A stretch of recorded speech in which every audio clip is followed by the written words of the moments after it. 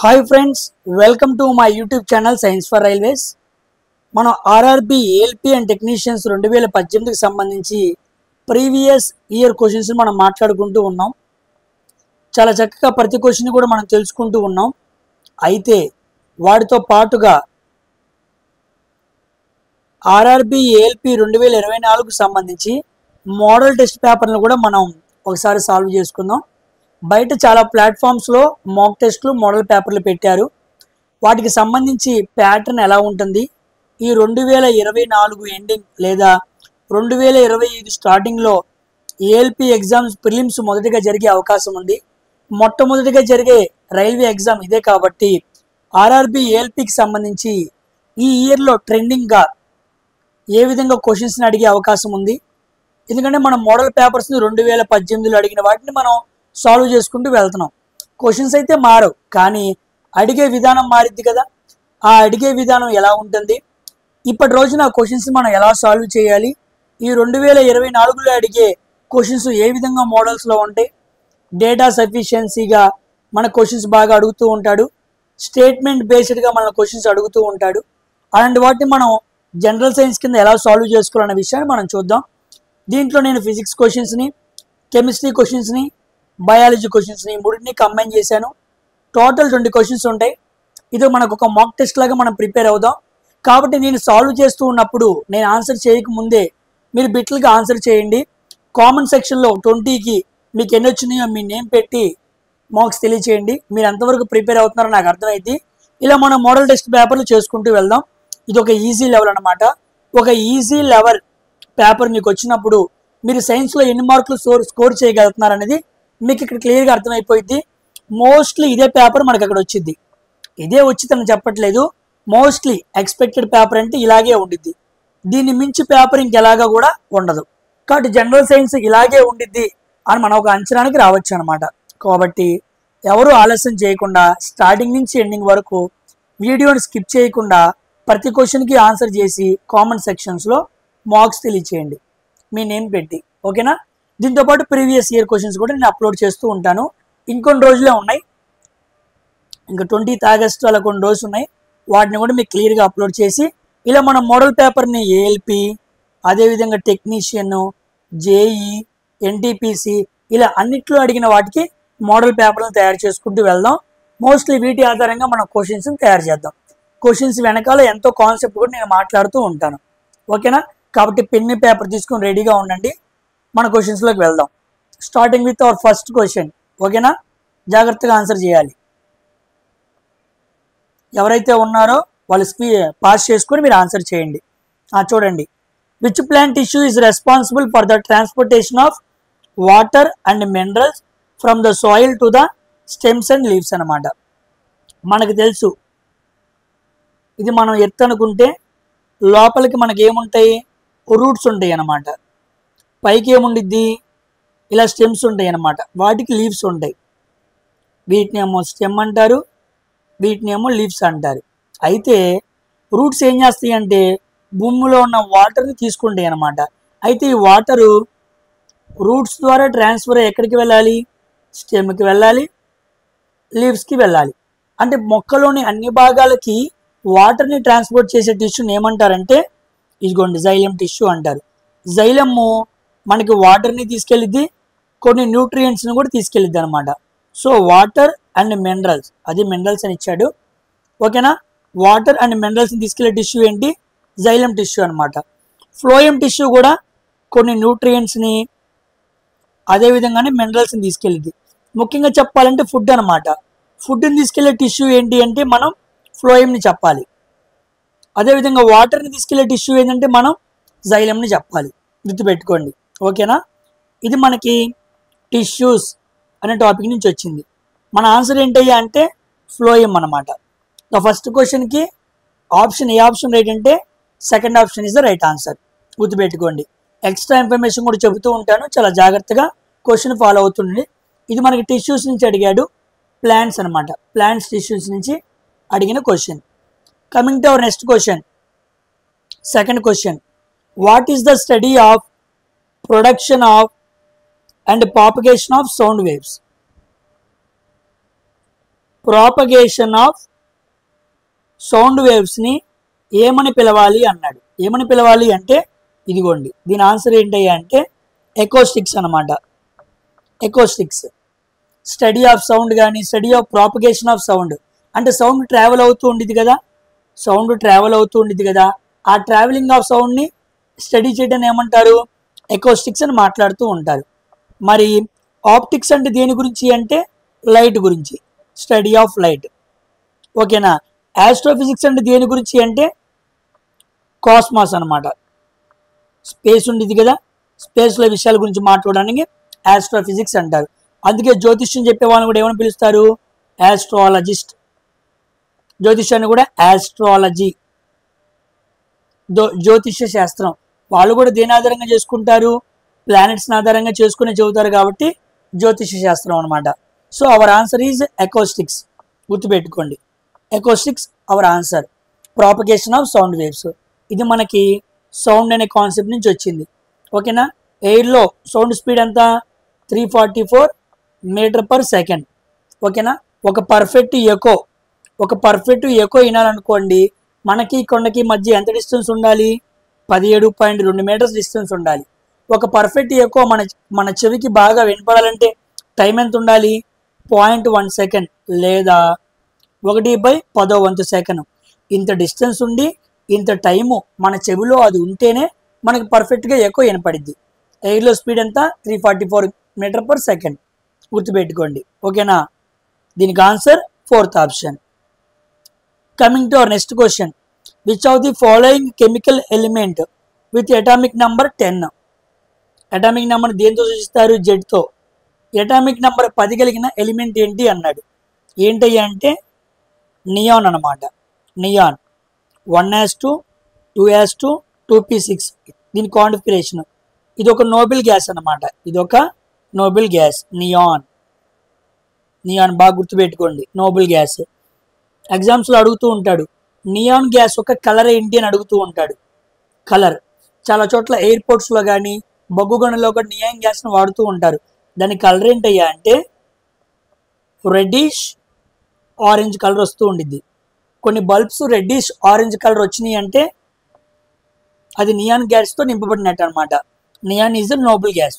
Helium, neon, organ, krypton, xenon, radon ఇవన్నీ కూడా 1 2 3 4 5 6 6 Nobel gases అనమాట. 6 నోబెల్ గ్యాసెస్. గుర్తుపెట్టుకోండి, జడవాయువులు అంటారు. జడ వాయువులు ఇవి వేటితోనూ చర్య జరపవు అనమాట. ఎందుకు, ఇవి ఆక్టెట్ కాన్ఫిగరేషన్ కలిగి ఉంటాయి. అంటే అవుటర్ మోస్ట్ ఆర్బిట్లో అన్నిటికీ కూడా 8 ఎలక్ట్రాన్స్ ఉంటాయి. హీలియంకి 2 ఎలక్ట్రాన్సే ఉంటాయి. అవుటర్ మోస్ట్ ఆర్బిట్లో ఫుల్గా ఎలక్ట్రాన్స్ నిండి ఉన్నాయి కాబట్టి వేటితో బాండ్స్ ఏమి ఫామ్ చేయవు. ఇంకా నెక్స్ట్ లిథియం. లిథియం ఏమని పిలవాలి, లైటెస్ట్ మెటల్ అని పిలవాలి. Lightest metal. దీనికి ఇంకో పేరు ఏంటంటే సాఫ్ట్ మెటల్ అనమాట. దీన్ని సాఫ్ట్ మెటల్ అని కూడా పిలుస్తూ ఉంటాం. Helium is a Nobel gas. Next carbon. Carbon మనకు బాగా తెలుసు కదా, కార్బన్కి క్యాటనేషన్ బాగా ఎక్కువ, అంటే ఎక్కువ రూపాంతరాలను ఫామ్ చేయగలదు. కార్బన్ నుంచి మనకి ఏమేమి వస్తాయి, కార్బన్ నుంచి మనకి కోల్ వస్తుంది, చార్కోల్ వస్తుంది, కోక్ వస్తుంది. కార్బన్ ఎల్లోట్రోప్ రూపాంతరం ఏంటి, డైమండ్, గ్రాఫైట్, బక్మినిస్టర్ పుల్లరీన్ ఇవన్నీ కూడా ఏంటి, కార్బన్ రూపాంతరాలు అనమాట. ఓకేనా. Our answer is 2nd option. అది గుర్తుపెట్టుకోండి. ఎక్స్ట్రా ఇన్ఫర్మేషన్గా మీకు ముందు రోజుల్లో ఉపయోగపడతాయని ప్రతి ఆప్షన్ని కూడా నేను క్లియర్గా ఎక్స్ప్లెయిన్ చేస్తున్నాను. నోట్స్ కూడా మీరు ప్రిపేర్ చేసుకోవచ్చు, పాయింట్స్ వైజ్గా రాసుకుంటూ ఉండొచ్చు. ఓకేనా. Coming to next question, how many electrons are there in outer most shell of group of 16th element? Group 16 అంట. 16th గ్రూప్లో ఉన్న ఎలిమెంట్కి outer most orbit. Outer most orbit అంటే చివరి ఆర్బిట్ అనమాట. చిట్ట చివరి కర్పూరంలో ఎన్ని ఎలక్ట్రాన్స్ ఉంటాయని అడుగుతున్నాడు. 16 అంటే మనం ఎలా రాసుకోవాలి configuration, 1s2 2s2 2p6 1s2 2s2 అక్కడికి 10 అయింది. 3s2 3p4 అనమాట. అంటే 2, 8, నెక్స్ట్ 6. 2, 8, 6 అవుటర్ మోస్ట్ ఆర్బిట్ ఎన్ని ఎలక్ట్రాన్స్ ఉన్నాయి? 6 ఉన్నాయి. So fourth option is the right answer. అంటే మొదటి షెల్లో ఏమో 2 ఎలక్ట్రాన్స్ ఉంటాయి, తర్వాత షెల్లో ఏమో 8 ఎలక్ట్రాన్స్ ఉంటాయి, తర్వాత షెల్ ఏమో 6 ఎలక్ట్రాన్స్ ఉంటాయి. ఎన్ని షెల్స్ ఉన్నాయి మొత్తం? 3 షెల్స్ ఉన్నాయి. ఎన్ని షెల్స్ ఉన్నాయి? 3 షెల్స్ ఉన్నాయి. కాబట్టి ఇది ఏ పీరియడ్లో ఉండిద్ది? థర్డ్ పీరియడ్లో ఉండిద్ది. It's a third period and 16th group అనమాట. 16th group. ఆ ఎలిమెంట్ పేరేంటి అని అనుకోండి. Sodium 11, magnesium 12, aluminium 13, silicon 14, phosphorus 15, sulphur 16. So sulphur అనమాట. అవుటర్ మోస్ట్ ఆర్బిట్లో 6 ఎలక్ట్రాన్స్ ఉంటాయి, గుర్తుపెట్టుకోండి. ఓకేనా? ఇది మనకి పీరియాడిక్ టేబుల్ నుంచి అడిగిన క్వశ్చన్. పీరియాడిక్ టేబుల్ నుంచి అడిగిన క్వశ్చన్ అనమాట. Coming to next question, amylase. Amylase ఇది మనకి బయాలజీ అనే కాన్సెప్ట్ నుంచి అడిగాడండి. బయాలజీలో కూడా డైజెషన్ సిస్టమ్ అనమాట. డైజెషన్ సిస్టమ్ నుంచి అడిగిన క్వశ్చన్. ఎమైలేజ్ అనే ఎంజైమ్ ఎక్కడ కనపడిద్ది అన్నాడు. ఓకేనా? చూడండి, మనం బాడీలో భోజనం చేసినప్పుడు మనం కార్బోహైడ్రేట్స్ని తీసుకుంటాం. అవి ఎలా మారిపోవాలి? గ్లూకోజ్గా మారిపోవాలి. మనం ప్రోటీన్స్ని తీసుకుంటాం. అవి ఎలా మారిపోవాలి? ఎమినో యాసిడ్స్గా డైజెషన్ అవ్వాలి. మనం ఫ్యాట్స్ని తీసుకుంటాం. అవి ఎలా మారిపోవాలి? ఫ్యాటీ యాసిడ్స్గా డైజెషన్ జరగాలి. మన బాడీలో ఏం తీసుకున్నా సరే ముఖ్యంగా ఇవే ఉంటాయి అన్నమాట. కాబట్టి కార్బోహైడ్రేట్స్ని గ్లూకోజ్గా మార్చే ఎంజైమ్ పేరేంటి? ఎమైలేజ్. ప్రోటీన్స్ని ఎమినో యాసిడ్స్గా మార్చడానికి చాలా ఎంజైమ్స్ ఉంటాయి.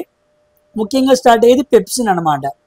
ఫ్యాట్స్ని ఫ్యాటీ యాసిడ్స్గా, గ్లిజరాల్గా మార్చేది ఏంటి అంటే లైపేజ్ అంట. కాబట్టి ఇవన్నీ కూడా మన భోజన పదార్థాల్లో ఉండేవి. ఇవి ఈ ఎంజైమ్స్ సహాయంతో ఇలా మారిపోతాయి. పెద్దరాయి చిన్న ముక్కలుగా పగిలిపోవడం అనమాట. కాబట్టి కార్బోహైడ్రేట్స్ అనేది గ్లూకోజ్గా మారుస్తుంది ఏంటి? ఎమైలేజ్ అనమాట. ఓకేనా? సో ఎమైలేజ్ అనేది ఏం చేస్తుందంటే కార్బోహైడ్రేట్స్ని గ్లూకోజ్గా మారుస్తుంది. అయితే ఎమైలేజ్ ఎక్కడ రిలీజ్ అయ్యిద్ది అంటే మన బాడీలో ఎమైలేజ్ అనే ఎంజైము 2 చోట్ల విడుదలైద్ది. ఒకటేమో సలైవరీ గ్లాండ్స్ అంటారు, లాలాజల గ్రంథులు. ఇంకోటేమో ప్యాంక్రియాస్ అనమాట, ప్యాంక్రియాస్ గ్రంథి. ఈ 2 చోట్ల కూడా మనకి ఎమైలేజ్ విడుదలైద్ది. ఇక్కడ మనకి డైజెషన్ స్టార్ట్ అయ్యిద్ది అనమాట. కార్బోహైడ్రేట్స్ యొక్క డైజెషన్ ఎక్కడ స్టార్ట్ అయ్యిద్ది అంటే బక్కల్ క్యావిటీ. బక్కల్ క్యావిటీ అంటే నోరు అనమాట. సో కార్బోహైడ్రేట్స్ మనం తినంగానే దాని డైజెషన్ ఎక్కడ స్టార్ట్ అవుతుంది? బక్కల్ క్యావిటీలో స్టార్ట్ అవుతుంది. కార్బోహైడ్రేట్స్ యొక్క డైజెషన్ ఎక్కడ ఎండ్ అవుతుంది? ప్యాంక్రియాస్లో ఎండ్ అవుతుంది. సో ఇక్కడ స్టార్ట్ అవుతుంది, ఇక్కడ ఎండ్ అవుతుంది. కాబట్టి ఇక్కడ విడుదలైన దాన్నేమో సలైవరీ ఎమైలేజ్ అంటారు, ఇక్కడ విడుదలైన దాన్నేమో ప్యాంక్రియాటిక్ ఎమైలేజ్ అంటారు. ఎమైలేజ్ పని ఏంటి?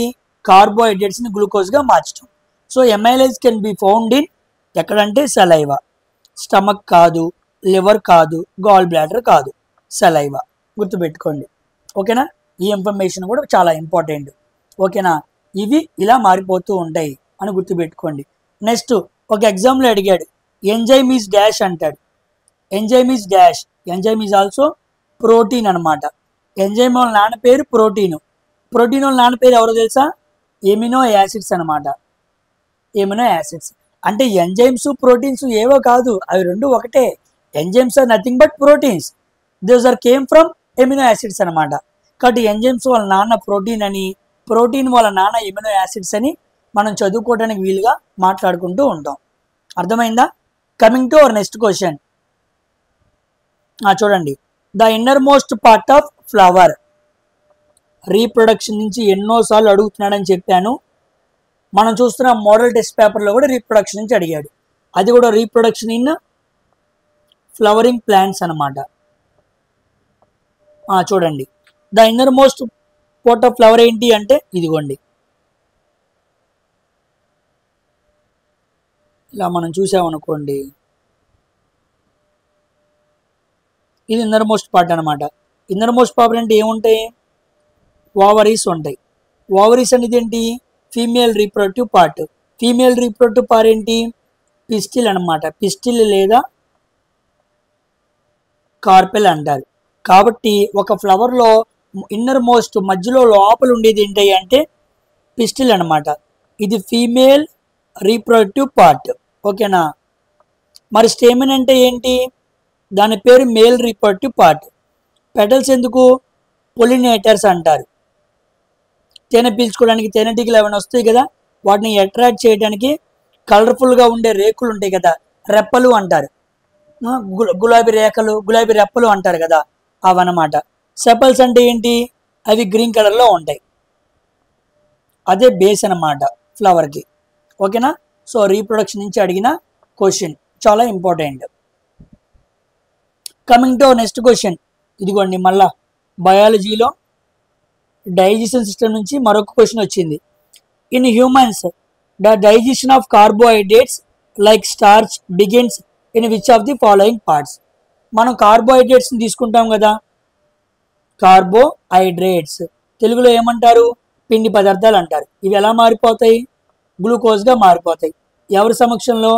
ఎమైలేజ్ అనే ఒక ఎంజైమ్ సమక్షంలో కార్బోహైడ్రేట్స్ అనేవి గ్లూకోజ్గా మారిపోతాయి. అయితే ఇది ఎక్కడ స్టార్ట్ అయ్యిద్ది అన్నాడు. ఎక్కడ స్టార్ట్ అయ్యిద్ది? సలైవా మొదటిగా ఈ కార్బోహైడ్రేట్స్ని గ్లూకోజ్గా మార్చిద్ది. సలైవా ఎక్కడ ఉండిద్ది? నోట్లో ఉండిద్ది. నోటిని మనం మౌత్ అనకూడదు, బయాలజీ పరంగా ఏమనాలి? బక్కల్ క్యావిటీ అనాలి. ఓకేనా. సో బక్కల్ క్యావిటీ, ఇదిగోండి బక్కల్ క్యావిటీ. ఈసోఫాగస్ అంటే అన్నవాహిక అన్నమాట. అన్నవాహిక, అన్నం తిన్న తర్వాత లోపల గొంతులోంచి కిందకి వెళ్తుంది కదా, అన్నవాహిక. స్మాల్ ఇంటెస్టైన్ అంటే చిన్న ప్రేగు.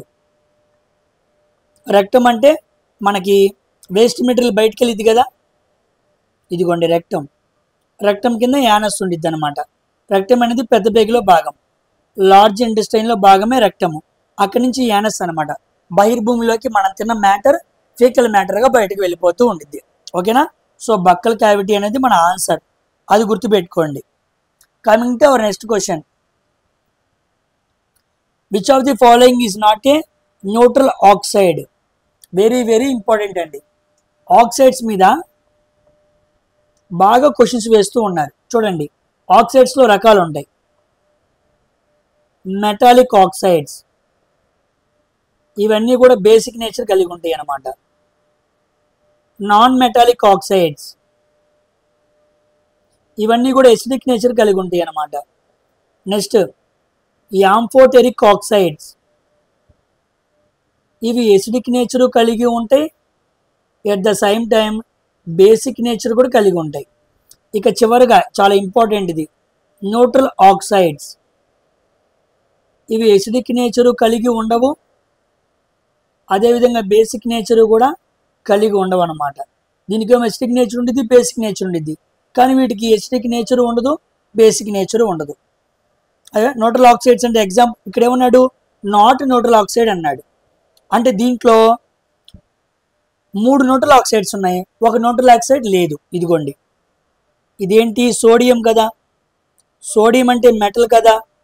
మెటల్ అంటే ఏ ఆక్సైడ్ అనుకున్నాం? బేసిక్ అనుకున్నాం కదా. కాబట్టి ఇది న్యూట్రల్ ఆక్సైడ్ కాదు.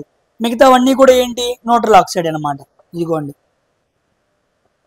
Nitrous oxide, nitric oxide, దీనేమో nitrous oxide అంటారు. పేర్లు కన్ఫ్యూజ్ అవ్వకూడదు. నైట్రస్ ఆక్సైడ్, దీనికి ఇంకో పేరు ఏంటి? Laughing gas. లాఫింగ్ గ్యాస్ అంటారు. ఈ గ్యాస్ ఎప్పుడైతే బయటకు వస్తుందో మనకి నవ్వుని క్రియేట్ చేస్తూ ఉండిద్ది అనమాట. దీనేమో నైట్రిక్ ఆక్సైడ్ అంటారు. నైట్రిక్ ఆక్సైడ్, ఇదిగోండి కార్బన్ మోనాక్సైడ్. ఓకేనా, కార్బన్ మోనాక్సైడ్. ఇదిగోండి వాటర్. ఇవన్నీ కూడా ఆక్సైడ్స్ అనమాట. ఇవన్నీ కూడా న్యూట్రల్ ఆక్సైడ్స్ అనమాట. ఇవి ఎసిడిక్ నేచర్ కలిగి ఉండవు, బేసిక్ నేచర్ కలిగి ఉండవు. సో ఇది న్యూట్రల్ ఆక్సైడ్, ఇది న్యూట్రల్ ఆక్సైడ్, ఇది న్యూట్రల్ ఆక్సైడ్. వాడు కానిది ఏంటి అన్నాడు కదా, కాబట్టి మన ఆన్సర్ ఏమవ్వాలి? సెకండ్ ఆప్షన్ అవ్వాలి. It is a metallic oxide. ఇది చాలా ఇంపార్టెంట్ అండి, ఎగ్జామ్స్లో అడుగుతూ ఉంటాడు. ఓకేనా. ఆక్సైడ్స్ మీద ఈ ఇన్ఫర్మేషన్ మొత్తం కూడా మనకు అవగాహన ఉండాలి. Then only we can answer, otherwise we cannot answer any question. Simple క్వశ్చన్సే అండి. ఇది ఈజీ లెవెల్ పేపరు. ఇక మీడియం పేపర్స్ వస్తాయి, హార్డ్ లెవెల్ పేపర్స్ వస్తాయి. వాటిని కూడా సాల్వ్ చేపిస్తాను మీ చేత. కాన్సెప్ట్ నేర్చుకుంటూ వెళ్ళండి. ఓకేనా. Coming to next question, very very important అండి. ఫిజిక్స్లో మనకి గ్రావిటీ ఆధారంగా లిఫ్ట్, మన అపార్ట్మెంట్స్లో లిఫ్ట్ ఉండేది కదా, ఆ లిఫ్ట్ మీద పడిన క్వశ్చన్ చాలా ఇంపార్టెంట్. దీని మీద సపరేట్గా నేను వీడియో కూడా చేస్తా చూడండి. ఏ person wait 60 kgs on ground. ఒక వ్యక్తి గ్రౌండ్ మీద 60 kgs బరువు ఉన్నాడంట. When he's wait is measured in lift moving vertically upwards with uniform acceleration. ఆ వ్యక్తి ఒక లిఫ్ట్లోకి వెళ్ళాడంట. లిఫ్ట్లోకి వెళ్ళాడు, లిఫ్ట్లో నుంచున్నాడు బ్యాగ్ పట్టుకొని. లిఫ్ట్ ఎలా వెళ్తుంది? పైకి వెళ్తుంది. అప్వర్డ్స్ అన్నాడు కదా, అప్వర్డ్స్. ఇంకోటి గుర్తుపెట్టుకోండి, ఎలా వెళ్తుంది? Uniform acceleration. Uniform acceleration. సామాన్యంగా ఒక వ్యక్తి బరువు అంటే మనం ఏం చదువుతాం? W=m/g. అయితే ఒక వ్యక్తి లిఫ్ట్లో పైకి వెళ్తున్నాడు. పైకి వెళ్తున్నప్పుడు ఏమైంది? ఆ వ్యక్తి మీద ఇంకో ఫోర్స్ పనిచేస్తూ ఉండిద్ది అనమాట. ఇంకొంత ఫోర్స్ పనిచేస్తూ ఉండిద్ది. W=m/g. ఫోర్స్ అంటే mass into acceleration. W=m common తీయండి, G+a. అంటే ఎంత గ్రావిటీ ఉందో దానికన్నా కాస్త ఎక్కువ యాక్సలరేషన్ ఆ వ్యక్తి మీద పడుతుంది అనమాట. అంతే కదా. కాబట్టి వెయిట్ అనేది ఏమవుతుంది? ఫోర్స్ పెరిగింది కాబట్టి వెయిట్ కూడా పెరిగింది. కాబట్టి ఒక వ్యక్తి బయట గ్రౌండ్ మీద 60 kgs బరువు ఉంటే లిఫ్ట్లో పైకి వెళ్తున్నప్పుడు 60 kgs కన్నా ఎక్కువ ఉంటాడనమాట. He is more than 60 kgs. So మన ఆప్షన్ ఏంటి? Measure greater than 60 units. ఓకేనా? 60 kgs కన్నా ఎక్కువ బరువు ఉంటాడు. ఇప్పుడు మీరు సింపుల్గా చెప్పండి, ఇదే వ్యక్తి 60 kgs భూమి మీద ఉన్నాడు. ఆ వ్యక్తి లిఫ్ట్లో కిందకు వస్తున్నాడు. ఎలా వస్తున్నాడు? కిందకు వస్తున్నప్పుడు అప్పుడు 60 kgs ఉంటాడా? కాదు, 60 kgs కన్నా తక్కువ ఉంటాడు. అంతే కదా. భూమి మీద ఏమో 60 kgs ఉంటాడు. యూనిఫామ్ యాక్సిలరేషన్తో లిఫ్ట్ పైకి వెళ్తున్నప్పుడేమో 60 kgs కన్నా ఎక్కువ ఉంటాడు. యూనిఫామ్ యాక్సిలరేషన్తో లిఫ్ట్ కిందకు వస్తున్నప్పుడు 60 kgs కన్నా తక్కువ ఉంటాడు. అందుకే మనం జెయింట్ వీల్ ఎక్కినా వేరే ఏమైనా మనం ఎక్కినప్పుడు మనం పైకి వెళ్ళి కిందకు వస్తున్నప్పుడు తేలిగ్గా ఉండిద్ది. అంటే మన బరువు తగ్గినట్టుగా మనకు అనిపిస్తూ ఉండిద్ది. అలా అనిపించడానికి కారణం మన మీద పడే ఫోర్స్ తగ్గిందనమాట. అదే మనం పైకి ఎక్కుతూ ఉన్నాం అనుకోండి, మన మీద ఎందుకు గుండెల మీద బరువు పడుతున్నట్టుగా ఉండిద్ది. అలా పడటానికి కారణం ఎంతో కొంత ఫోర్స్ ఎక్కువగా పనిచేస్తుందని అర్థం. కాబట్టి లిఫ్ట్లో యూనిఫామ్ యాక్సలరేషన్లో పైకి వెళ్తే ఏమో బరువు ఎక్కువ, యూనిఫామ్ యాక్సలరేషన్లో కిందకు వస్తుంటే ఏమో బరువు తక్కువ. ఓకేనా? వెరీ ఇంపార్టెంట్ కాన్సెప్ట్ ఐడియా ఉంటే చూడండి ఈజీగా ఆన్సర్ చేయొచ్చు. కాబట్టి ఈ ఆప్షన్స్ ఏమీ కాదు. ఓకేనా? జాగ్రత్తగా ఆన్సర్ చేయాలండి. Very very important question. This comes under gravity. మనకి ఫిజిక్స్లో గ్రావిటీ అనే సెక్షన్ కింద వచ్చింది. దీని గురించి సెపరేట్ వీడియో చేస్తాలే, చాలా మంచి ఇంట్రెస్టింగ్ టాపిక్ అనమాట. Coming to next question. ఇదిగోండి, హెరిడిటీ అనువంశికత నుంచి మనకు అడిగిన క్వశ్చన్ చాలా important. How many sex chromosomes are there in natural normal human being? ఒక సాధారణ మనిషిలో ఎన్ని సెక్స్ క్రోమోజోమ్స్ ఉంటాయి అన్నాడు. అసలు మన బాడీలో మొత్తం ఎన్ని క్రోమోజోమ్స్ ఉంటాయి అంటే 23 పేర్స్ క్రోమోజోమ్స్ ఉంటాయి. 23 పేర్స్ అంటే 23 రోజులు ఎంత? 46. ఈ 46 క్రోమోజోమ్స్లో 44 క్రోమోజోమ్స్ ఏమనాలంటే ఆటోజోమ్స్ అనాలి. ఇవి సెక్స్కి వీటికి ఏమీ సంబంధం లేదు. ఇంకో 2 ఉన్నాయి చూసారా, వాటిని సెక్స్ క్రోమోజోమ్స్ అనాలి.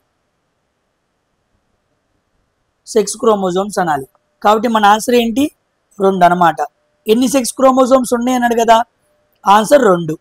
అయితే ఈ 2 సెక్స్ క్రోమోజోమ్స్ ఎలా ఉంటాయి అంటే మేల్ పర్సన్స్లో అనుకోండి XY, ఫీమేల్లో అనుకోండి XX క్రోమోజోమ్. ఓకేనా? కాబట్టి XY ఉంటేమో మేల్ క్రోమోజోమ్. ఎన్ని ఉన్నాయి? 2 ఉన్నాయి కదా. అందుకే సెక్స్ క్రోమోజోమ్స్ ఏంటంటే 2. అవి మేల్లో ఎంత? XY, ఫీమేల్లో ఎంత? XS అనమాట. కాబట్టి ఒక పురుషుడు స్త్రీ కలిసినప్పుడు మగపిల్లోడు పెడతాడా ఆడపిల్లోడు పుడతాడా అనేది ఎవరి మీద ఆధారపడి ఉంటుంది? మేల్ మీద ఆధారపడి ఉంటుంది. అంతే కదా. ఇదిగోండి వై క్రోమోజోమ్ కలిసి ఎక్స్తో వస్తే మేల్ పుడతాడు. అదే ఎక్స్ క్రోమోజోమ్ వచ్చి ఇక్కడ ఎక్స్ వచ్చింది అనుకోండి female పుడతారనమాట. Female child, male child. చాలామంది తెలియక చాలామంది పురుషులు భర్తలు ఆడవాళ్ళని తిడుతూ కొడుతూ ఉంటారు, ఆడపిల్లని కన్నావి ఏంటి అని. అది లెక్క ప్రకారంగా రాంగ్. ఎందుకంటే పురుషుడు పుట్టాలా స్త్రీ పుట్టాలా అన్నది ఎవరి మీద ఆధారపడుందంటే మేల్ సెక్స్ క్రోమోజోమ్ మీద ఆధారపడి ఉంది. బయాలజీ కాస్త అండర్స్టాండ్ ఉన్న ఎవరికైనా ఇలాగే అర్థం చేసుకుంటూ ఉంటారు. ఇది తెలియక చాలా మంది లేడీస్ని చాలా మంది తిడుతూ ఉంటారు. ఓకేనా, ఇది క్రోమోజోమ్స్కి సంబంధించి. హెరిడిటీ అనువంశికతలో మనం మాట్లాడుకుంటూ ఉంటాం. ఓకేనా, అక్కడ మనం జీన్స్ గురించి కూడా మనం ఎక్కువగా మాట్లాడుకోవాలి. ఓకేనా, coming to our next question. నేను ఆన్సర్ చెప్పేలోపే మీరు పాస్ చేసుకుని ఆన్సర్ చేయాలి. ఎన్ని మార్క్స్ వచ్చినాయో నాకు కామెంట్ సెక్షన్లో మీరు పెట్టాలి. ఓకేనా, next question. Which of the following elements has atomic number 87? చూడండి, 87 అనగా నాకేం అర్థం కావట్లేదు కదా.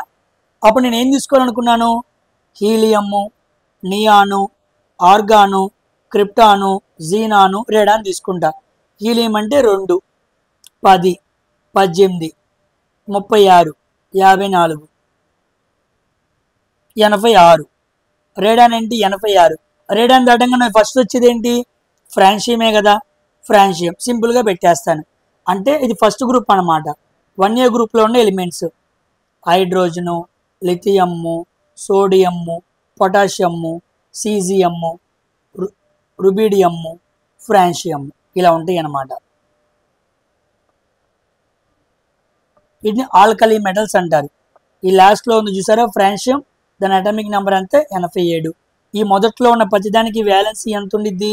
1 ఉండిద్ది అనమాట. ఓకేనా, గుర్తుపెట్టుకోండి. ఇదిగోండి సీజియం. సీజియం కూడా చాలా important. Electro positive element. Most electro positive element అంటే మనం ఏమని చెప్పాలి? సీజియంని చెప్పాలి. గుర్తుపెట్టుకోండి. ఇదిగోండి సీజియం ఇక్కడ కూడా ఉంది. ఓకేనా, లిథియం లైటెస్ట్ మెటల్ అంటారు. ఏమంటారు? లైటెస్ట్ మెటల్ అంటారు. ఇదిగోండి రుబీడియం. చూసారా, అన్ని మొదటి గ్రూప్లో ఉన్నాయో ఇచ్చాడు, కన్ఫ్యూజ్ అవుతామని చెప్పి. కాబట్టి మన ఆన్సర్ ఏంటి అంటే ఫ్రాన్షియం అనమాట. ఫ్రాన్షియం అనేది ఒక రేడియో యాక్టివ్ ఎలిమెంట్. గుర్తుపెట్టుకోండి, రేడియో యాక్టివ్ ఎలిమెంట్ అనమాట. ఇంకో భాషలో చెప్పాలంటే రేడియో యాక్టివ్ మెటల్ అనమాట. చాలా ఇంపార్టెంట్ అండి francium. Coming to next question. చూడండి, when lead nitrate heated. Lead nitrate తీసుకొచ్చి హీట్ చేసినప్పుడు మనకి ఏ గ్యాస్ ప్రొడ్యూస్ అయ్యిద్ది అన్నాడు. లెడ్ నైట్రేట్ ఫార్ములా తెలియాలి. ఫార్ములా తెలిస్తేనే మనం ఆన్సర్ చేయగలం, లేకపోతే మనం చేయలేం. చూడండి, లెడ్ నైట్రేట్ అంటే ఫార్ములా ఎంత అంటే PbNO3 ట్వైస్ అనమాట. లెడ్ నైట్రేట్ అంటారు దీన్ని. ఏమంటారు? Lead nitrate. నైట్రేట్ అంటే ఎప్పుడు NO3 ట్వైస్ ఉండిద్ది. దీన్ని మనం హీట్ చేయాలి. హీట్ చేస్తే ఏం ఫామ్ అయింది? 2PbO, lead oxide, nitrogen dioxide, oxygen form అయింది. ఎక్కడిచ్చాడు? ఇదిగోండి నైట్రోజన్ డయాక్సైడ్. సారీ, ఇది కాదు. చూసారు, అడవుల్లో మనం పెట్టేస్తాం, చాలా జాగ్రత్తగా ఉండాలి. మన చేతి తప్పు పెట్టిస్తూ ఉంటారు. ఇదిగోండి నైట్రోజన్ డయాక్సైడ్. కాబట్టి నైట్రోజన్ డయాక్సైడ్ అనేది ఇది అనమాట ఆన్సర్. కాబట్టి లెడ్ నైట్రేట్ మనం ఎప్పుడైతే హీట్ చేస్తామో మనకి లెడ్ ఆక్సైడ్ వస్తుంది, నైట్రోజన్ గ్యాస్ కూడా వస్తుంది. నైట్రోజన్ గ్యాస్ ఒక ఎగ్జామ్లో అడిగాడు, నైట్రోజన్ గ్యాస్ కలర్ ఏంటి అని అడిగాడు. నైట్రోజన్ గ్యాస్ కలర్ ఎలా ఉండిద్ది అంటే రెడ్డిష్ బ్రౌన్ అనమాట. Reddish brown. Nitrogen gas colour ఏంటయ్యా అంటే రెడ్డిష్ బ్రౌన్. గుర్తుపెట్టుకోండి.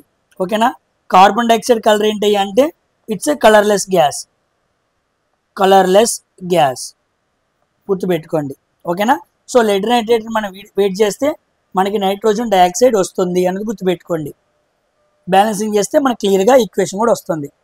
మన సబ్జెక్ట్ అది కాదు కదా, ఇప్పుడు క్వశ్చన్ ఇది కాదు కదా, అందుకే నేను బ్యాలెన్సింగ్ చేయట్లేదు. ఓకేనా, coming to next question. Which of the following is the heaviest gas అన్నాడు. బరువైన గ్యాస్ ఏంటి అన్నాడు. బరువైన గ్యాస్ ఏముంటుంది? బరువైన గ్యాస్ అంటే ఇదిగోండి radon. Radon is a Nobel gas. ఇదే బరువైన గ్యాస్ అనమాట. It's a radio active gas అనమాట. రేడియో యాక్టివ్ గ్యాస్ గుర్తుపెట్టుకోండి. ఆక్సిజన్ తేలికైందే, హీలియం తేలికైందే, నైట్రోజన్ కూడా తేలికైందే. వీటన్నిటిలో ఇంకా తేలికైంది ఏంటి అంటే హీలియం అనమాట. అన్నిటితో పోల్చుకుంటే హీలియం ఇంకా తేలిక, అందుకే పైన ఉండిద్ది ఎక్కువ. స్పేస్లో ఎక్కువగా మనకి ఉండే ఏంటి? హీలియమే. అంతెందుకు, మనం సన్ చూసామనుకోండి, సన్ ఏ ఏ ఏ వాయువులతో ముఖ్యంగా కలుస్తుంది అంటే హైడ్రోజను, హీలియము. ఈ 2 గ్యాసెస్తోనే ఎక్కువగా మనకి సన్ కనపడుతూ ఉంది. బట్ పైకి వెళ్తే అన్ని తేలికైన గ్యాసెసే ఉంటాయి. ఓకేనా? కాబట్టి మన ఆన్సర్ ఏంటి అంటే radon. Third option is our answer. గుర్తుపెట్టుకోండి. Coming to next question. ఇది కూడా మనకి బయాలజీలో యానిమల్ కింగ్డమ్ నుంచి అడిగిన question. Organisms belonging to phylum dash are also called flat worms. మనకి ఫైలమ్స్ తెలుసు కదా, మనకి ఫైలమ్స్ ఉంటాయి. ప్రోటోజోవా, సీలెంటిరేటా, ప్లాటిహెల్మింథిస్, నెమటోడా, ఆర్థోపోడా, అనిలెడా, ఇకైనోడర్మేటా, మొలస్కా అని చెప్పి మనకి యానిమల్ కింగ్డమ్లో వెన్నుముక్క లేని జీవులు ఉంటాయి. మనకు ఒక 8 ఫైలమ్స్ వస్తాయి. అర్థమైందా? అయితే 8 ఫైలమ్స్లో ఫ్లాట్ వామ్స్ తెలుగులో ఏమనాలో తెలుసా? బద్దె పురుగులు అనాలి. బద్దె పురుగులు అనమాట. ఫ్లాట్గా ఉంటాయి. ఆ పురుగులు ఏ ఫైలం కిందకు వస్తాయి అన్నాడు. ఇదిగోండి, ప్లాటిహెల్మింథిస్. Third option is our answer. ప్లాటిహెల్మింథిస్లో మనం బద్దె పురుగులు అంటాం. దీంట్లో మనకి ఏమొస్తాయి? లివర్ ఫ్లూక్ అనే బద్దె పురుగు వచ్చింది. నెక్స్ట్ ఫ్లాట్ వామ్ అనే బద్దె పురుగు కూడా వచ్చింది. ఇంకో దాని పేరు టేప్ వామ్. టేప్ ఎలా ఉండిద్ది? ఫ్లాట్గా ఉండిద్ది కదా. ఈ 3 కూడా బద్దె పురుగులకి ఎగ్జాంపుల్స్. బద్దె పురుగులు అంటే ప్లాటిహెల్మింథిస్. గుర్తుపెట్టుకోండి. ఓకేనా? ఇవన్నీ కూడా మనకి ఫైలమ్స్ అనమాట. ఈ ఫైలమ్స్ చాలా ఇంపార్టెంట్ అండి. ఇవి వీటి లోపల ఏ జీవులు ఉంటాయి ఎగ్జాంపుల్స్ మన ఎగ్జామ్స్లో అడుగుతూ ఉంటాడు. చాలా important.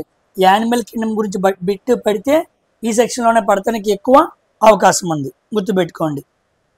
Coming to the rate of doing work. ఎన్నిసార్లు మనం మాట్లాడుకున్నాము? Work by time. వర్క్కి ఏమో జౌలు, కిందేమో సెకండ్.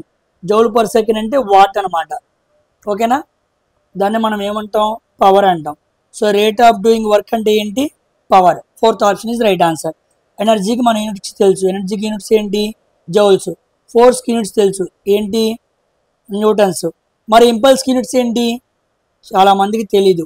న్యూటన్ సెకండ్ అనమాట. ఇలా సూచించాలి. Newton second. అసలు ఇంపల్స్ అంటే ఏంటో తెలుసా? చాలామందికి ఇంపల్స్ అంటే ఐడియా లేదు. చూడండి, చెబుతాను. Impulse equal to force into time అనమాట. ఫోర్స్ ఇంటూ టైం, లేదా చేంజ్ ఇన్ మొమెంటం కూడా పిలవచ్చు. చేంజ్ ఇన్ మొమెంటం అంటే ఎక్కువ ఫోర్స్ని తక్కువ టైంలో అప్లై చేసి ఒక వస్తువు ఒక మొమెంటంలో చేంజ్ తీసుకురావడాన్ని ఏమంటారు? ఇంపల్స్ అంటారు. తెలుగులో ఏమంటారు తెలుసా? ప్రేరణ కలగజేయడం అనమాట. Large force is applied in a short duration of time. ఎక్కువ ఫోర్స్ని తక్కువ టైంలో అప్లై చేసి ఒక వస్తువు ఒక మొమెంటంలో చేంజ్ తీసుకురావడాన్ని ఇంపల్స్ అంటారు. గుర్తుపెట్టుకోండి, ఎందుకైనా మంచిది, ముందు రోజుల్లో ఉపయోగపడింది. ఇంపల్స్ యూనిట్స్ ఏంటి? Newton second. మన ఆన్సర్ ఏంటి? పవర్. ఆన్సర్ మర్చిపోకూడదు. ఓకేనా? Coming to next question. ఇదిగోండి, బయాలజీ నుంచి అడిగిన క్వశ్చన్. విటమిన్స్ చాలా ఇంపార్టెంట్. మనం మాట్లాడుకున్నాగా. Which of the following pairs of mineral source. మనకు ఒక పక్కన మినరల్ ఇచ్చారు, ఒక పక్కన అది దొరికే వస్తువు, అది ఎక్కడ అవైలబుల్గా ఉంటుందో ఇచ్చాడు. విటమిన్ ఏ పేరు ఏంటి? రెటినాల్. దేంట్లో దొరికిద్ది? పపాయాలో దొరికిద్దా లేదా అని అడిగాడు. చూడండి, ఇప్పుడు అడుగుతున్న క్వశ్చన్స్ అన్నింటినీ కూడా వీటిని ఏ క్వశ్చన్స్ అంటారంటే స్టేట్మెంట్ బేస్డ్ క్వశ్చన్స్ అంటారు. ఇలాంటి క్వశ్చన్స్ మీకు ఐడియా రావాలని చెప్పే ఇలాంటి నేను మోడల్ టెస్టులు మీకు తీసుకొస్తున్నాను. ఇలా అడిగినప్పుడు మనకి రెండింటికి అవగాహన తెలియాలి. స్టేట్మెంట్ 1 2 2 కాదా, 2 అవునా అని అడుగుతూ ఉంటాడు. ఇంకా చాలా లెవెల్లో వస్తాయి. ఇది ఈజీ లెవెల్ కాబట్టి ఇలా వచ్చింది. హార్డ్ లెవెల్, అర్థమైంది, యావరేజ్ లెవెల్లో ఇంకా క్వశ్చన్స్ తీసుకొస్తా. స్టేట్మెంట్ ఆధారంగా మీరు ఎలా చేయగలరా లేదా ఎగ్జామ్స్ మీకు పర్ఫెక్ట్గా తయారు చేస్తాం మిమ్మల్ని సైన్స్ పరంగా. గుర్తుపెట్టుకోండి. చూడండి, రెటినాల్. ఇప్పుడు విటమిన్ ఏ పేరు రెటినాల్. ఇది మనకి ఎక్కడ దొరికిద్ది? పపాయాలో దొరికిద్దా అని అడిగాడు. పపాయాలో దొరికిద్దా అంటే ఎస్, దొరికిద్ది. రైట్ ఆన్సరే. 2 ఐరన్ మనకి స్పినాచ్ ఆకుకూరలో దొరికిద్దా అన్నాడు. ఎస్, దొరికిద్ది. కాబట్టి 1 2 రైటే. గుర్తుపెట్టుకోండి. చూసారా? అలా ఆన్సర్ చేయాలి. Vitamin A retinol. రెటినాల్ ఎక్కడెక్కడ దొరికిద్ది? మనకి పపాయాలో దొరికిద్ది, క్యారెట్లో దొరికిద్ది, మ్యాంగోలో దొరికిద్ది, ఫ్రూట్స్లో. Vitamin A. ఐరన్, మనకి ఐరన్ ఎక్కువగా ఎక్కడ దొరికిద్ది? మరి ఐరన్ జాగ్రీ, బెల్లంలో మనకు బాగా దొరుకుతూ ఉండిద్ది. స్పినాచ్, ఆకుకూరలో మనకు బాగా దొరుకుతూ ఉండిద్ది. నట్స్, అదేవిధంగా డ్రై ఫ్రూట్స్లో కూడా మనకు బాగా దొరుకుతూ ఉండిద్ది ఐరన్. అందుకే చాలామంది లేడీస్ ఎప్పుడైతే మెన్స్ట్రువల్ సైకిల్లోకి స్టార్ట్ అవుతారో వాళ్ళకి బ్లడ్ లాస్ అవుతుంది అనమాట. బ్లడ్ లాస్ అయిందంటే బ్లడ్ లోపల ఉండేది ఏంటి? ఐరనే కదా. ఐరన్ బాగా తగ్గిద్ది. అందుకే వాళ్ళకి ఏం చేస్తారు? బెల్లం ఇస్తూ ఉంటారు, చెనక్కాయలు బెల్లం కలిపి ఇస్తూ ఉంటారు, ఐరన్ బాగా అందిద్ది అని చెప్పి. అంతెందుకు, రీసెంట్గా ఏపీ ప్రభుత్వం కూడా వాళ్ళ స్కూల్స్లో ఏం చేస్తున్నారు? పప్పు చెక్కలు ఇస్తున్నారు, బెల్లము చెనక్కాయ కలిపిన పప్పు చెక్కలు. అవి లేడీస్కి ఎక్కువగా ఇస్తూ ఉంటారు. ఎందుకు? లేడీస్కి బాగా మంత్లీ బ్లడ్ అనేది మెన్స్ట్రువల్ రూపంలో బయటికి వెళ్ళిపోతూ ఉండేది కాబట్టి వాళ్ళకి ఐరన్ శాతం తగ్గిద్ది కాబట్టి ఆ లేడీస్కి ఐరన్ అందాలి అనే ఉద్దేశంతో జాగ్రీ కలిపిన చెనక్కాయల చెక్కలు కూడా ఇస్తూ ఉంటారు. కాబట్టి ఐరన్ ఏమో వీటిలో దొరుకుతూ ఉండిద్ది, విటమిన్ ఏ వీటిలో దొరుకుతూ ఉండిద్ది. చూసారా ఎంత కాన్సెప్ట్ ఐడియా ఉండాలో? అలా ఉన్నప్పుడు ఇలాంటి స్టేట్మెంట్ బేస్డ్ ఆధారంగా వచ్చిన క్వశ్చన్స్ని వీ కెన్ ఈజీలీ ఆన్సర్. గుర్తుపెట్టుకోండి. Coming to next question. Which of the following correct order is friction? కింద కొన్ని రకాల ఫ్రిక్షన్స్ మనకి ఇచ్చి ఆర్డర్ చెప్పండి అన్నాడు. చూడండి, ఫ్రిక్షన్స్లో మనకి 3 రకాలు ఉంటాయి. Static friction, sliding friction, rolling friction. గుర్తుపెట్టుకోండి, ఫ్రిక్షన్ బాగా ఎక్కువగా ఉండిద్ది అనమాట. ఇక్కడ ఫ్రిక్షన్ మనకి బాగా యావరేజ్గా ఉండిద్ది, ఇక్కడ ఫ్రిక్షన్ మనకి బాగా తక్కువ ఉండిద్ది. ఫ్రిక్షన్ బాగా తక్కువ ఉందనుకోండి, ఒక వస్తువుని రోల్ చేసుకుంటూ వెళ్ళిపోవచ్చు, అంటే ఎక్కువ దూరం నెట్టుకుంటూ వెళ్ళచ్చు. ఒక బాక్స్ నెట్టుకుంటూ వెళ్ళడం కష్టం, అదే రోల్ చేసుకున్నాం అనుకోండి ఈజీగా నెట్టచ్చుగా. అలా ఈజీగా వెళ్తుందంటే కారణం ఏంటి? ఫ్రిక్షన్ తక్కువ ఉంది. కాబట్టి ఫ్రిక్షన్ తక్కువ ఉంటే బాగా నెట్టుకుంటూ వెళ్ళచ్చు. ఫ్రిక్షన్ యావరేజ్గా ఉందనుకోండి, ఒక వస్తువు మీద ఇంకో వస్తువుని స్లైడ్ చేసుకుంటూ వెళ్ళచ్చు. ఫ్రిక్షన్ బాగా ఎక్కువ ఉందనుకోండి, మనం వస్తువుని నెట్టలేం, స్టాటిక్గా అలాగే ఉంటూ ఉండిద్ది. So static friction is greater than sliding friction, that is greater than rolling friction. గుర్తుపెట్టుకోండి, ఓకేనా? ఈ ఆర్డర్ చాలా ఇంపార్టెంట్. రివర్స్లో అడిగాడు అనుకోండి, rolling friction less than sliding friction, less than static friction. Less than అడిగితేమో ఇలా ఆన్సర్ చేయాలి, గ్రేటర్ దాన్ అడిగితే ఇలా ఆన్సర్ చేయాలి. రెండు ఇంపార్టెంటే. సో మన ఆన్సర్ ఏంటి? Static friction is greater than sliding friction, sliding friction is greater than rolling friction. గుర్తుపెట్టుకోండి, ఓకేనా? మనకి నేలకి మంచి ఫ్రిక్షన్ ఉండాలి, అప్పుడే మనం బాగా నడవగలం. ఫ్రిక్షన్ సరిగ్గా లేకపోయినా నడవలేం, ఫ్రిక్షన్ ఎక్కువ ఉన్నా నడవలేం. ఫ్రిక్షన్ యావరేజ్గా ఉండాలి. మనం మంచు మీద నడవాలనుకోండి, మనం నడవగలమా? నడవలేం. ఎందుకు? ఫ్రిక్షన్ బాగా ఎక్కువ. అలాగనమాట. రోడ్డు మీద కూడా ఎక్కువ ఫ్రిక్షన్ ఉంటే నడవలేం, ఎప్పుడైనా యావరేజ్గా ఉంటేనే నడవగలం. గుర్తుపెట్టుకోండి, ఎక్కువైనా తక్కువైనా జారిపోతూ ఉంటాం, ఓకేనా? Coming to next question. Which of the following isotope? గుర్తుపెట్టుకోండి, ఐసోటోప్ అంటే ఏంటో అర్థం అంటే same atomic number, different mass number అనమాట. Same atomic number, different mass number ఉందనుకోండి, మనం దాన్ని ఏమని పిలవాలి? ఐసోటోప్ అని పిలవాలి. అయితే కింది వాటిలో ఏ ఐసోటోప్ని క్యాన్సర్ ట్రీట్మెంట్కి వాడతారని అడుగుతూ ఉన్నాడు. ఆన్సర్ ఏంటి అంటే కోబాల్ట్ అనమాట. Very important. కోబాల్ట్ అనే ఐసోటోప్ని క్యాన్సర్ ట్రీట్మెంట్కి వాడుతూ ఉంటారు. ఎందుకు దీన్నే వాడుతూ ఉంటారు? చూడండి, కోబాల్ట్ అనే ఐసోటోప్ గుండా గామా రేస్ వస్తూ ఉంటాయి. గామా రేస్ అనమాట. వీటికి చొచ్చుకుపోయే స్వభావం అంటే పెనిట్రేషన్ అంటారు. చొచ్చుకుపోయే స్వభావం బాగా ఎక్కువ, మన బాడీ గుండా వెళ్ళిపోగలం అనమాట. అంత పవర్ కలిగిన రేస్ అనమాట. అయితే ఇవి మన బాడీ గుండా వెళ్ళి మన టిష్యూస్ లోపలికి వెళ్ళి అన్ని సెల్స్ని చంపవండి, క్యాన్సర్ సెల్స్ని మాత్రమే చంపుతూ ఉంటాయి. కాబట్టి గామా రేసు కోబాల్ట్ ఐసోటోప్ గుండా వస్తాయి. అవి మన బాడీలోకి పెనిట్రేట్ అయిపోయి టిష్యూస్లోకి వెళ్ళిపోయి క్యాన్సర్ సెల్స్ని చంపుతాయి. అలాగా క్యాన్సర్ గడ్డలు మన బాడీలో తగ్గిపోతాయి. అలా మన బాడీలో క్యాన్సర్ తగ్గిపోయింది. దీన్ని మన భాషలో పిలవాలనుకోండి కీమోథెరపీ అని కూడా పిలుస్తూ ఉంటారు. యువరాజ్ సింగ్, సోనాలి బింద్రే ఇలా చాలామంది కీమోథెరపీ చేయించుకొని క్యాన్సర్ని జయించి సమాజంలో మనకి తిరుగుతూ కనపడుతూ కూడా ఉన్నారు. ఓకేనా. అక్కడ వాడిన ఐసోటోప్ ఏంటి అంటే కోబాల్ట్ అండ్ ఐసోటోప్. కోబాల్ట్ గుర్తుపెట్టుకోండి. Coming to next question. Identify the element that is not metalloid. Metalloid కానిది ఏంటి అన్నాడు. మెటలాయిడ్ అంటే దీనికి కొన్ని మెటల్ ప్రాపర్టీస్ ఉంటాయి, నాన్ మెటల్ ప్రాపర్టీస్ ఉంటాయి. మన పీరియాడిక్ టేబుల్లో మొత్తం మెటలైడ్స్ ఎన్ని ఉన్నాయి? 7 ఉన్నాయి. ఇదిగోండి, boron, silicon, germanium, arsenic, antimony, polonium, tellurium. ఓకేనా. ఇలా మనం బాక్సులు గీసుకుంటాం కదా పీరియాడిక్ టేబుల్ వచ్చినప్పుడు. పీరియాడిక్ టేబుల్ ఇవి మనకు బాగా కనపడుతూ ఉంటాయి కదా. ఓకేనా. 1 2 3 4 5 6 7. ఓకేనా. Boron, silicon, germanium, arsenic, antimony, tellurium, polonium అనమాట. Tellurium, polonium. ఇప్పుడు చూద్దాం. ఇట్ ఈస్ నాట్ మెటలాయిడ్ అన్నాడు. పొలోనియం ఉంది, సో ఇది కాదు. టెలూరియం ఉంది, ఇది కాదు. జర్మేనియం ఉంది, ఇది కాదు. సో జీనాన్ ఏంటి? జీనాన్ అనేది మెటలాయిడ్ కాదు. సో ఇదే మన ఆన్సర్ అనమాట. మరి మెటలాయిడ్ కాకపోతే ఇది ఏంటయ్యా అంటే it's a Nobel gas. It's a Nobel gas గుర్తుపెట్టుకోండి. ఇలా మనం మెటలాయిడ్స్ కాన్వెంట్ చెప్పాలి. మెటలాయిడ్స్కి ఇంకో పేరు ఏంటి? Zigzag elements. జిగ్జాగ్ ఎలిమెంట్స్ అని పిలుస్తూ ఉంటారు. వీటికి ఇంకో పేరు ఏంటి? Border line elements. Border lines elements అని పిలుస్తూ ఉంటారు. ఇంకో పేరు ఏంటి? Semi conductors. Semi conductors. ఎక్కువగా సెమీ కండక్టర్స్లో ఏ మెటలాయిడ్స్ వాడుతూ ఉంటారు? సిలికాన్ని, జర్మేనియంని వాడుతూ ఉంటారు. గుర్తుపెట్టుకోండి. అన్ని మెటలాయిడ్స్ సెమీ కండక్టర్స్ కాదు.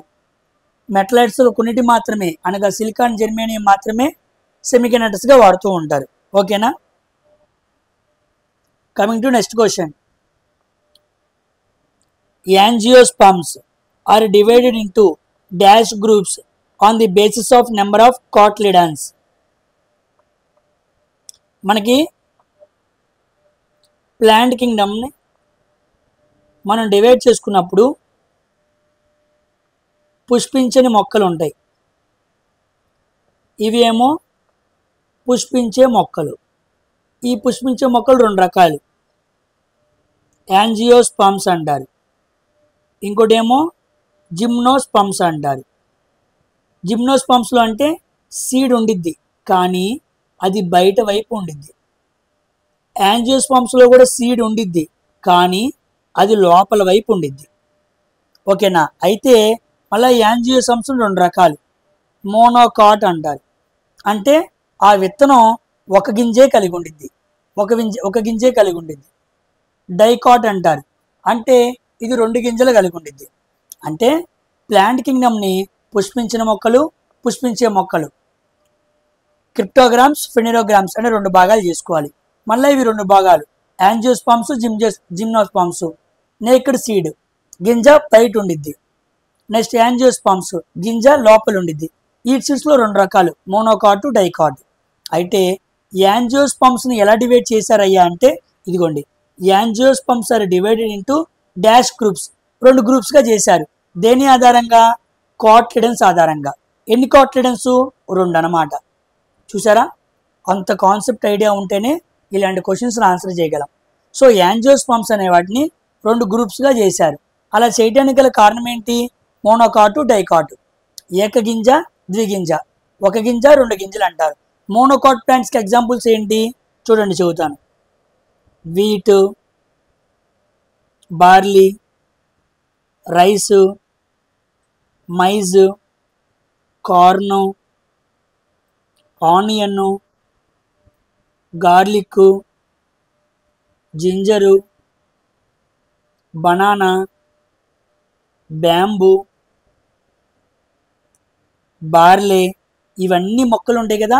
ఈ మొక్కలన్నిటికీ కూడా ఏకగింజలే ఉంటాయి. వీటిని బద్దలు చేయలేమన్నమాట. ఇప్పుడు బియ్యం గింజ తీసుకోండి, బియ్యం గింజను బద్దలు చేయగలమా? చేయలేం. ఒక గోధుమ గింజ తీసుకోండి, బద్దలు చేయగలమా? చేయలేం. అంటే వాటి గింజలు బద్దలు చేయలేము. అవి కూడా ఎలా ఉంటాయి అంటే ఒకే గింజగా ఉంటాయి. నెక్స్ట్ డైకాట్కి తీసుకున్నాం అనుకోండి, డైకాట్లో మనకి పల్సెస్ వస్తాయి. ఓకేనా. టొమాటో, ఇలా మనకు కొన్ని గింజలు వస్తాయి అన్నమాట. ఎక్కువగా మోనోకాట్ గుర్తుపెట్టుకోండి. మోనోకాట్ కానివన్నీ కూడా డైకాట్ అనమాట. ఉదాహరణకి మనకి పీనట్స్, పిఎస్, బీన్స్, అర్థమైందా? ఇవన్నీ కూడా మనకి ఏంటి అంటే డైకోటిలేడెన్స్ అనమాట.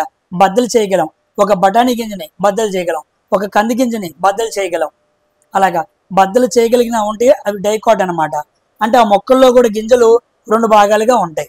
మోనోకాట్ అంటే ఏకగింజ, డైకాట్ అంటే ద్విగింజ, 2 గింజలు ఉంటాయి. ఇలా రెండింటిగా డివైడ్ చేయడానికి మనకి ఏం ఆధారైంది? కాట్లిడెన్సే కదా. కాబట్టి యాంజియోస్పర్మ్స్ అన్నిటిని డివైడ్ చేయడానికి మనకి కాట్లిడెన్స్ ఆధారమైనవి. మోనోకాట్, డైకాట్, ఇదొకటి ఇదొకటి, మొత్తం 2 కదా. 2 ఆధారంగా డివైడ్ చేసామన్నమాట. ఓకేనా? ఇవన్నీ క్వశ్చన్స్. మనం టోటల్ ఎన్ని క్వశ్చన్స్ మాట్లాడుకున్నాం? నియర్లీ మనం 20 క్వశ్చన్స్ మాట్లాడుకున్నాం. ఓకేనా?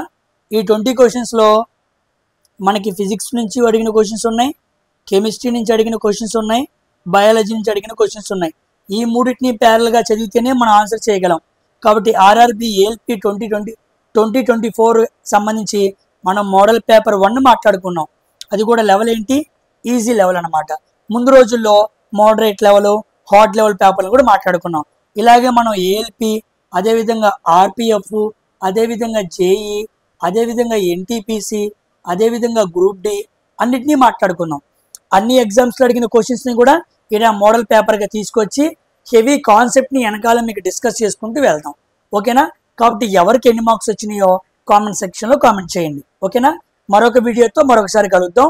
ప్రీవియస్ ఇయర్ క్వశ్చన్స్ పేపర్స్ కూడా ఆ సిరీస్ అలాగే కంటిన్యూ అవుతూ ఉండిద్ది. ఎవరు భయపడాల్సిన పని లేదు. ఓకేనా? కాబట్టి మరొక వీడియోతో మరొకసారి కలుద్దాం. Until then thank you very much for watching my video. చాలామంది సబ్స్క్రైబ్ చేసుకోవట్లేదండి, లైక్ కూడా చేయట్లేదు. ఓకేనా? లైక్ చేసి సబ్స్క్రైబ్ చేసుకోండి. మన వీడియోస్ చాలామందికి వెళ్ళాలి, మన ఛానల్ గ్రోత్ అవ్వాలి, అందరూ సైన్స్ నేర్చుకోవాలి. తెలుగు కమ్యూనిటీలో ఎవరికి కూడా సైన్స్ పరంగా ఇబ్బంది పడకూడదు. మరొక వీడియోతో మరొకసారి కలుద్దాం. Thank you very much. Bye.